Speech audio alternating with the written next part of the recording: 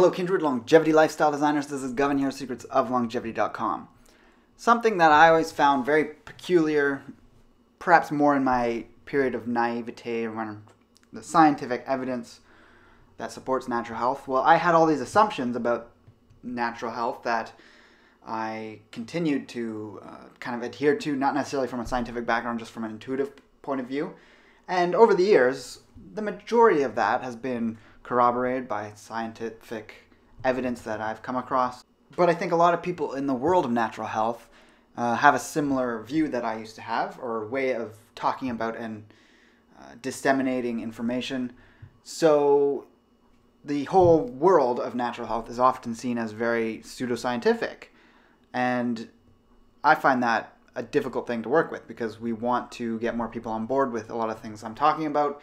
And these things are proven by science in a lot of cases. There are definitely areas that I've changed my stance on in the past. I'm not going to get into a big sort of breakdown of what those areas are and things like that. But one area that I thought, because I grew up eating a lot of organic food, the whole organic food is healthier and more natural, seemed pretty obvious to me. And I was always surprised when I came across people that thought otherwise. Same with the whole GMO debate. This video is going to be covering GMOs. That'll be a future big breakdown of the science and the factors around the whole public discourse on the topic. That is definitely a far more charged topic, the GMO debate, when it comes to agriculture. But when it comes to organic versus more conventional sort of factory farm methods, there's still this two opposing sides, and there tends to be a lot of bias and just assumptions and things said without much evidence to back them up. The evidence might be there, but people aren't referencing it when they're talking about it, which is problematic in winning converts over. So this video is quite heavily referenced. We've got 16 links below. Not every single one's a scientific reference. A little bit later, you're going to see I'm talking about the nutritional breakdown of different foods when we're talking about the hybridization of food. But to start things off, I want to talk about my sort of spectrum that I've in my mind created, or just kind of come to the conclusion of what is the least healthy versus the most healthy. And the environmental effect also comes into play here, although we're not focusing on that very much in this video. We're mostly just talking about the human health effects. But if you think of a spectrum, not just sort of a dualistic black versus white, pesticide use versus organic natural use. On one end you have the most extreme end of factory farming. Probably GMOs would be the very, very far left side here. Then as you get closer to the center, you have then conventional pesticide use, farming, not genetically modified, but still very much large scale monocrop culture. Then as you get closer to that middle ground of better living through chemistry. So a lot of the ideas around modern agriculture that those of us in the natural health world see as problematic are born out of this idea of better living through chemistry, which is a slogan from the early 20th century from, I believe, Dow Chemical. But that was sort of the whole mindset when it came to both agriculture as well as the new research going on into pharmaceuticals. So as we get closer to that middle point of switching over, then you have small-scale farming that still uses pesticides and herbicides, and that exists. You go to farmers markets, and not everyone is organic. And a lot of people talk about the fact that, oh, it's not a big deal whether it's organic or not. It matters whether it's local or not, and small-scale, etc., etc. And there's some truth to that. And from a purely environmental standpoint, small-scale farming that happens to use some pesticides and herbicides is going to be more sustainable than large-scale monocrop organic farming. But for human health purposes, anytime there's pesticides or herbicides being used, you're going to have detrimental effects that are associated with those chemicals being used. And we're going to talk about that later in the video. Then as you cross over, you come into large-scale organic farming, past that middle point, when we get into the world of natural health. Otherwise known as what our ancestors did before the 20th century. So yeah, that next point is still quite unnatural when we're talking about the environmental impact. It's quite detrimental. Monocrop culture kind of strips its topsoil more than smaller scale farming does. But you also have to be cautious here, because even amongst organic farming, there are pesticides that are used that are plant-derived, which in some cases can be more toxic than even chemical pesticides and herbicides. But it really depends. I'm not an expert in that area, but we can have the general assumption that most certified organic foods, even if they have some sort of natural pesticide used on them, are still going to be healthier than the synthetic-based pesticides that are used very liberally in conventional farming.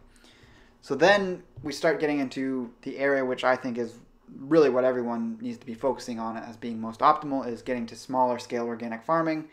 And then you keep going to the left, you get into heirloom varieties of foods. If a farmer really focuses on that, they're really promoting sustainable agriculture, because the more biodiversity, the better.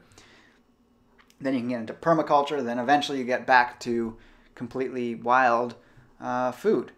So completely wild food has no environmental impact. Even organic farming, if you were to go out into old growth forests and you say, I'm going to do something sustainable and start an organic farm, you're going to have to clear cut a big patch of land, taking out biodiversity and churning up all that nice soil and creating disharmony in the environment. So while it's great to take monocrop culture land that's been used for conventional agriculture and to move it down the spectrum towards more sustainable farming techniques, we don't want to have wild lands being turned into more farmlands. It might be necessary to support the population in some circumstances, but generally, if you as an individual start living more towards the wild food side of things, you're going to have far less environmental impact. It's definitely true that not everyone on the planet, at our current population on the planet, can transition into a completely wild food diet.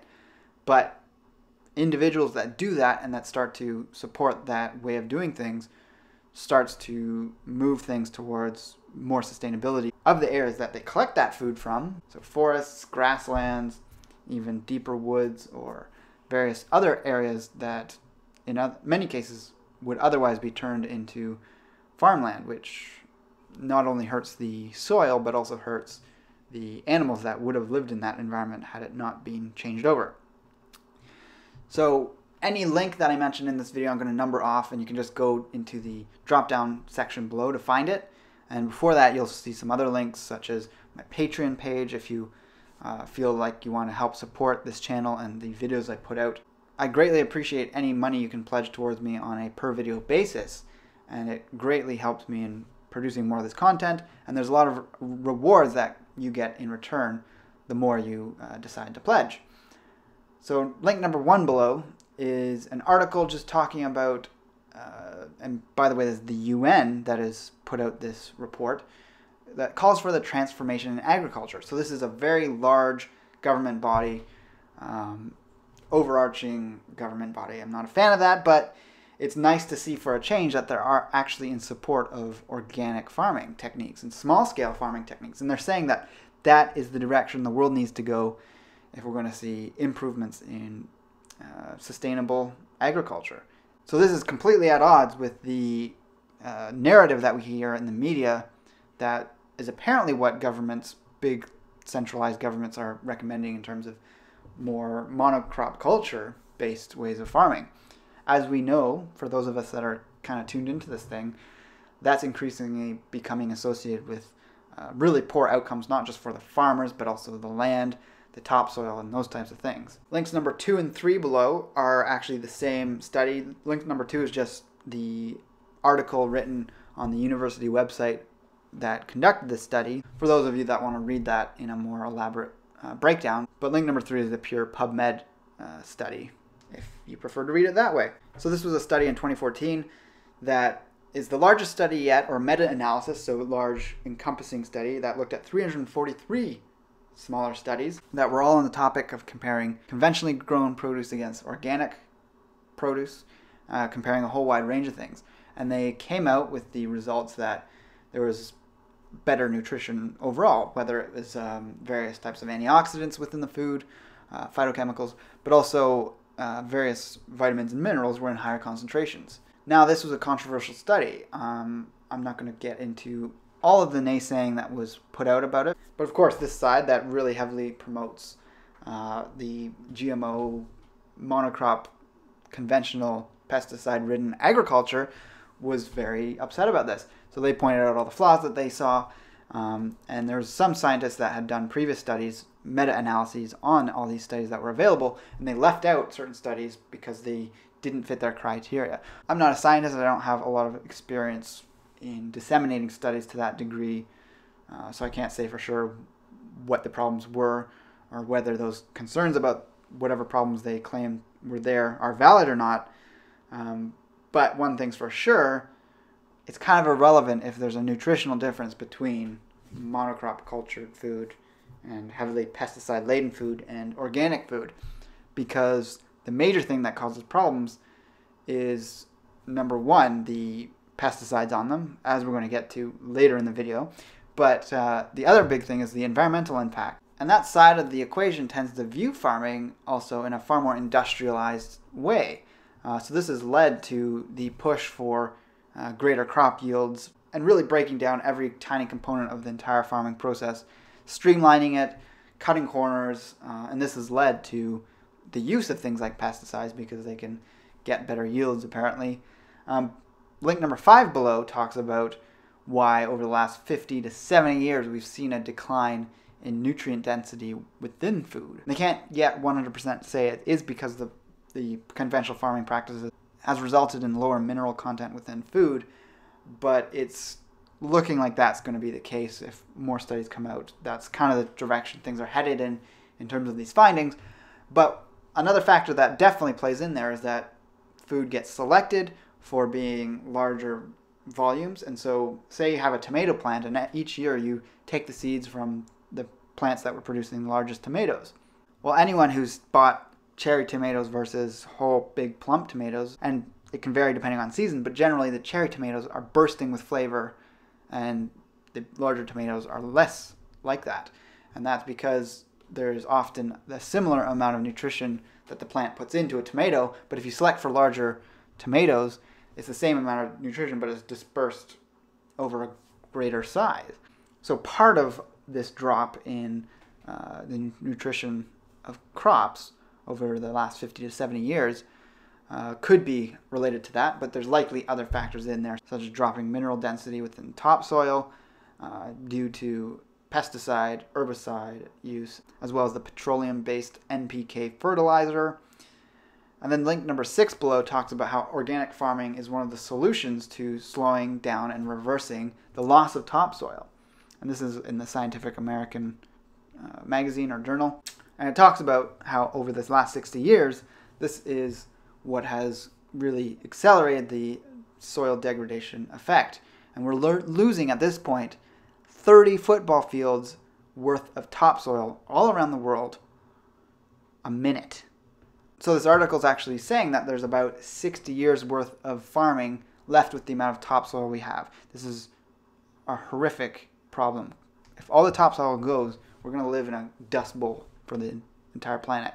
There will be forests and stuff. But if they keep cutting that down for farmland, there's a problem. The fall of every great civilization has tied in completely in line with the loss of topsoil. The Aztec and Mayan cultures were starting to lose topsoil at their fall. The Egyptian cultures were starting to falter as their farming land grew smaller, and the same can be seen in the Roman Empire. But now it's on a far bigger scale, and it's a global scale. So there's really a difficult issue that humanity has to face here in a very short period of time. Just like that UN report said, we have to consider more farmers switching back to organic food. This would be monumental in slowing down the loss of topsoil, but I think we also need people moving towards not just wild food, but I would definitely put wild food and permaculture on the same level of sustainability for the planet. Permaculture is basically wild food in a lot of cases, but it's clustering and putting a lot more intensive care and creation of mostly wild food. Obviously, there's a lot of heirloom varieties that can exist in permaculture type developments, but you have a very high density of food, whereas if you're purely eating wild food, you're going off and having to travel longer distances to get to where those pockets of food exist, and they're generally smaller. But people who are into permaculture are creating like food forests where every plant that is on their property or within an area tends to generate a lot of food at some point over the year through the different seasons. So link number 7 below, we're starting to get into the research I've compiled on pesticides and their effect on people, but also on the plants. Link number 7 shows how glyphosate, and the most popular type of glyphosate fertilizer is Roundup.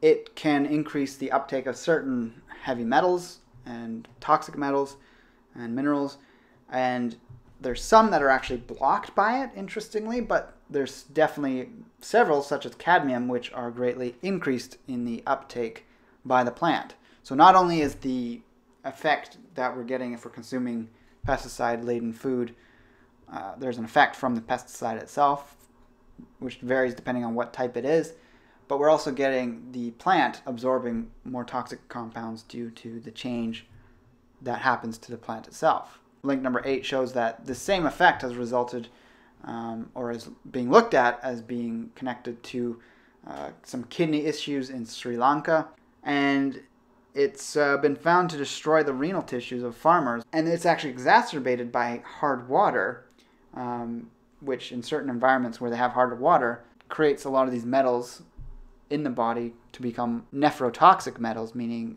damaging to the kidneys. Link number 9 below shows how glyphosate-based pesticides and herbicides in rats lowers aromatase levels in the testes and the sperm nuclear quality. So it can lead to changes in fertility of rats. This is obviously going to affect humans too. Pesticides have long been called xenoestrogenic, meaning they affect the hormonal systems within the body, and this is just one that demonstrates this quality. Now, when you consider the size of industrial agriculture and their ties with government, you know, how many government subsidies do groups like Monsanto get? It's pretty massive. And then they have, in turn, their lobbying efforts to affect the direction of a lot of scientific research. So it's really tricky to track down some of this stuff. And I think if there was a free market in scientific research, we'd see far better results in showing that the natural health world is far better and healthier. But link number 10 below is a great study that looked at the effects of pesticides on a global level and a wide variety of them. So reading part of the conclusion here, exposure to pesticides is very common worldwide. Currently, only 2 pesticides, arsenical insecticides and a form of dioxin, have been designated by the IARC as known human carcinogens, but many others have worldwide use, are suspected as being human carcinogens. Few pesticides on the market today are directly genotoxic, and their role in human carcinogenesis will be questioned as long as the epidemiologic data is limited and alternative non-genotoxic mechanisms are not well established. Rapid progress in our understanding of non-genotoxic carcinogenic mechanisms is being made in the biomedical research arena. So as you can see, there's a lot of issues that are scientifically valid about concerns with exposure to pesticides and herbicides. That didn't really even get into the xenoestrogenic effect. Those are far more easily established, and you can look that up yourself, or perhaps in a future video I'll do something just on that. That's getting very specific, and I wanted to keep this video open-ended on a wide variety of topics, so I didn't want to focus too much on pesticides. But there's really no debate as to whether they're healthy or not. It's whether they're toxic or not that toxic, because anything that's toxic to some type of organism has some level of effect on us. The question is how minimal is it versus how big is it? Is it affecting our gut bacteria and altering it in some way or wiping it out? Is it causing the endocrine disruption effect? Is it perhaps leading to changes in our genes in the cells and thus increasing our risk of cancers? Is it leading to the plant itself pulling up more toxins into its tissue that we then consume? Link number 11 below is an article that's been passed around quite a bit on social media from what I've seen, at least within the circles I follow. And it's a Huffington Post article that's describing this experiment that was done with a family. They just simply, it was done in Sweden. So the family went for 1 week on a pure pesticide, conventional laden diet. Then they had urine samples taken near the end of that period. And then for 2 weeks, they went on a 100% organic diet and had, again, urine samples taken throughout that. It it was found quite quickly that they had elevated amounts of pesticides and insecticides and fungicides and plant growth regulators in their urine after that first week. Then, literally, even after the first day, those levels started to drop once they had started consuming just organic food. And by the end of it, there was next to no leftover residue coming out of them. So in relation to just one toxin that is the result of glyphosate use, which uptakes more of that cadmium within a food, a reduction in consumption of it, as this article points out, can lead to a 20% reduction in mortality, which is related to cadmium's increased risk of causing cardiovascular disease and cancers.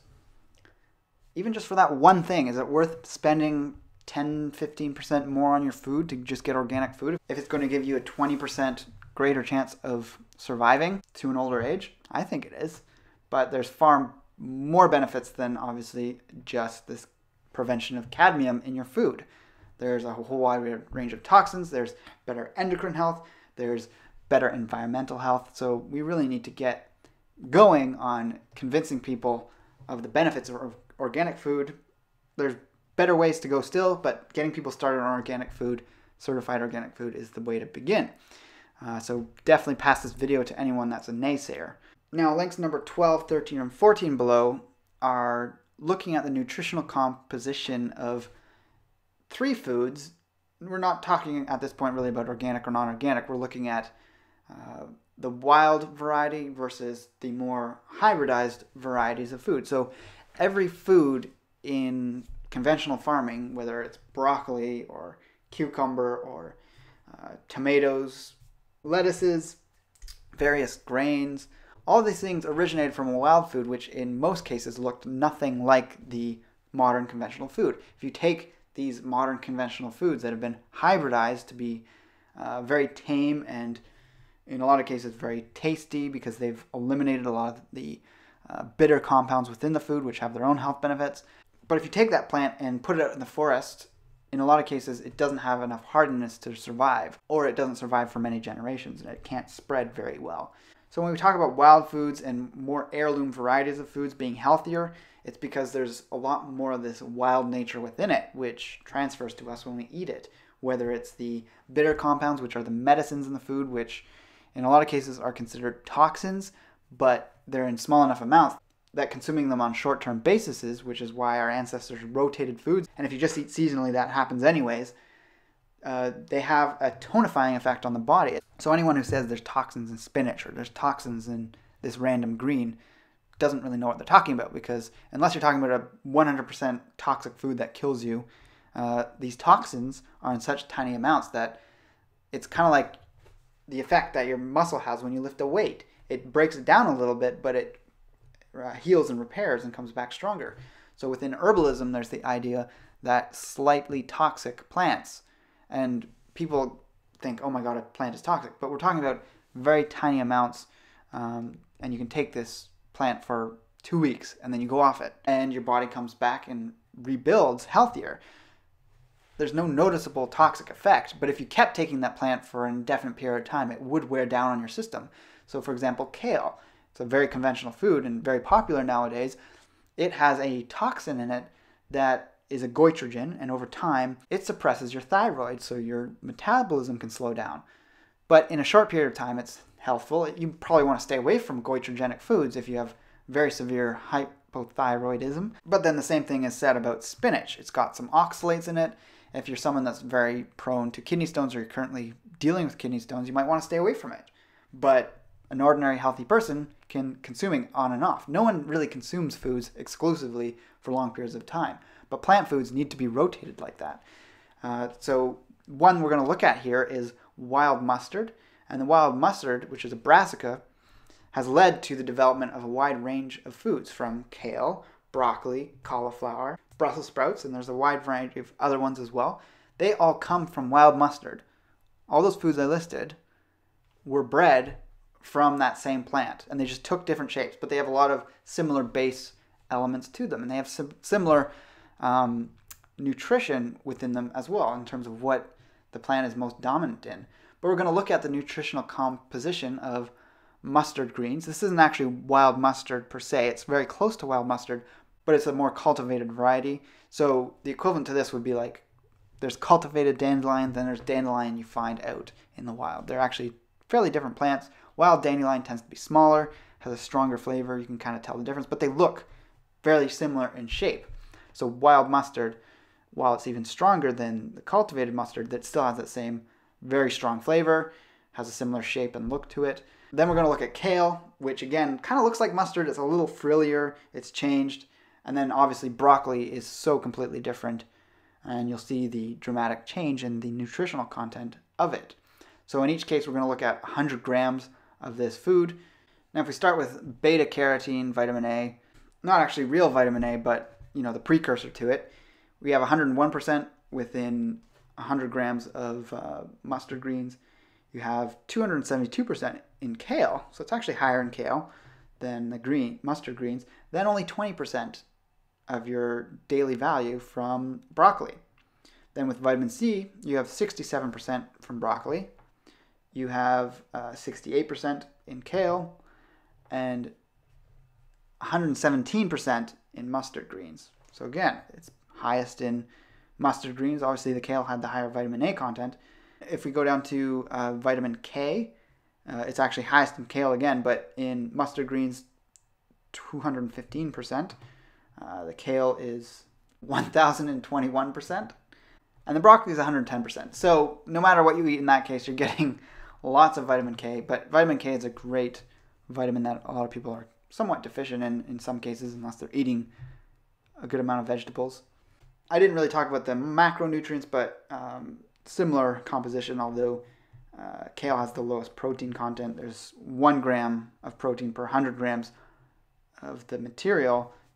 There's 1 gram more within mustard greens and broccoli than the kale, which isn't much, but if you're eating a lot of it, as some people do, that becomes significant. The selenium is interesting. There's 1.5% in mustard greens of your daily value,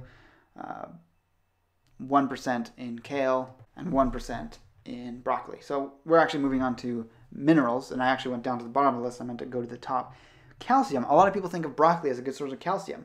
100 grams gives you 3% of your daily value of calcium. That's not very much. Kale gives you 7%. It's more than double of broccoli by equal weight of the food. Calcium, you get 11.5%. So that's a decent amount. So compared to the broccoli, it's almost 4 times as much.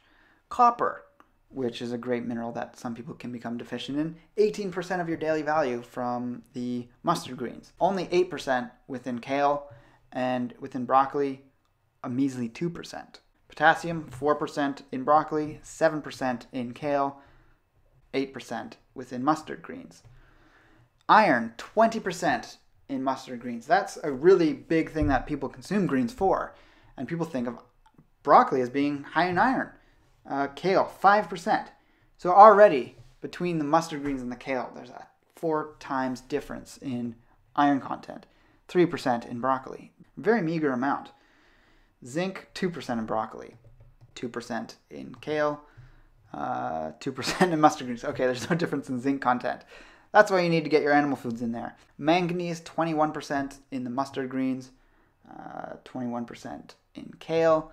And then just 11% in broccoli. So you can see what I'm kind of alluding to and describing here with talking about these different things. And these are only just, minerals and vitamins. There's a lot of other compounds, from various phytochemicals to phytotoxins, which have that tonifying effect, which we get from wild foods. There's a saying that the less bitter content in your food over the course of your life, the more bitter pills you have to take once you're older. And by bitter, it's referring to the toxins within food. And the toxin you take when you're older is a medication. It's a very concentrated toxin that's affecting some sort of change in your body. So this idea that we hold off taking poisons throughout our life to only take it in a very concentrated form later in life isn't very sustainable to your health. You have that tonifying effect with these foods that your body is adapted to from many countless generations of ancestors consuming them, is very good. So that's the argument for moving more towards a wild food-based diet.